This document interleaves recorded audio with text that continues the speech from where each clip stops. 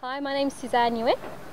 I'm a story collector and artist, and one of the stories that I discovered happens to be reveals a dark racial secret about Australia. And because of that, I decided to do an artwork based on the stamp that I discovered and called it the Two Chairs. And that's what I've been recently decided to do a crowdfunding project with it as well. What were your goals for the crowdfunding project? What was the goals? Yeah.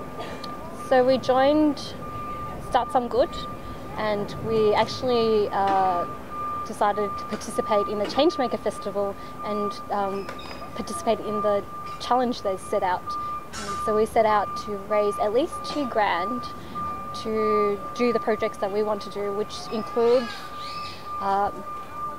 set up a website and create a short story book and create a Vox box based in Melbourne as well. So it's doing in two places, one in Sydney and one in Melbourne.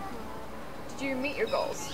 Yes, we created $2,000 and we won the challenge as well. So we had the most supporters, so we won 1,000 on top of it as well. What sort of like reward tiers? Yeah.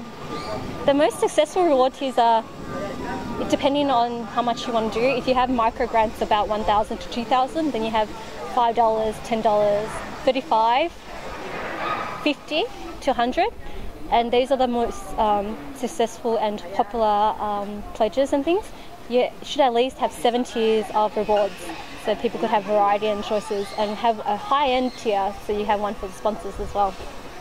And what sort of rewards did you offer for this campaign? If I had to give advice to other people, it'd be dependent on their project. Because we're doing a book, short story book, we offered PDF copy, hard copy, and I think our most popular ones is a t-shirt, because we had a really awesome graphic designer, graphic artist based in Melbourne to do our t-shirt, so that's what we did. What would you have done differently from the experience? We only decided 2 days beforehand to say, let's do it, because I'd done it before, so it wasn't really a drama for me.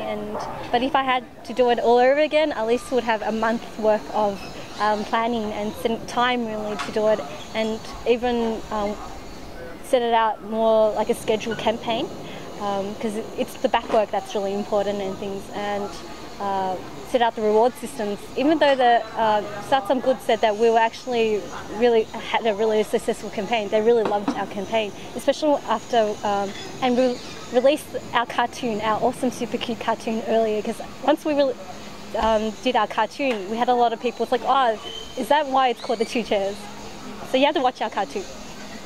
How would you convince someone to sort of buy as soon as possible? The art of not asking is a hard one. You have to before your campaign, it's always good to let people know what you're doing, so you plant seeds in their heads. And then when it's following up as well, it's being persistent and saying, because people forget, so you also do call of actions, like saying, hey, Amy, this is my project, this is what I'm doing. I'd love for you to support. Here's my link. I hope you could support me and things. And then they're probably like, okay, don't remind me to do it. Then when you follow up, it's like, hey, it's only about a week left and I have $1,000 to go. I would love to have your support. Here's a link. So it's always about the call to action as well. Do you focus on certain target groups or anything like that? Knowing your audience is a very important thing, because then they connect with your story. If a strategy for any crowdfunders is to have a story in place, they're actually supporting you, not the project itself. That's what I like to say. What advice would you give? Plan. Have 5 people pledge at the start of the thing, so it has good momentum, and be persistent in asking for your pledges, because people forget, and that's one of the things that you shouldn't be afraid to ask, because people generally believe in your passion. So if your passion shows, people would actually help out and want to support your project and things.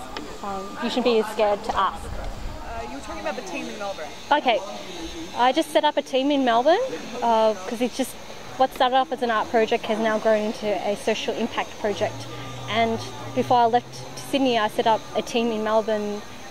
Their names are Dan and Jamal, and I had some experience in doing other crowdfunding campaigns already, and successfully completed all 3 of them, including the ones that I just finished now. And I did the back work already, and I already had like my own followings. They had some troubles because they didn't forewarn their team, their friends and things like that. So it was easy for me to raise the funds, just say, hey, this is my project, this is our new fundraising campaign, can you put some money in? And that's what I did. The others actually had a little bit of a harder time because for them, they didn't even introduce the project to them. I just kind of chucked them in the deep end. So it was interesting in that aspect, and we did build up, the main goal of this crowdfunding campaign was to build up a community, or for people to know about our projects and let people know about it and participate by sharing their stories, or finding other contributors as well, like writers, illustrators, anyone who's creative or anything like that, and to help spread out the message of the 2 chairs.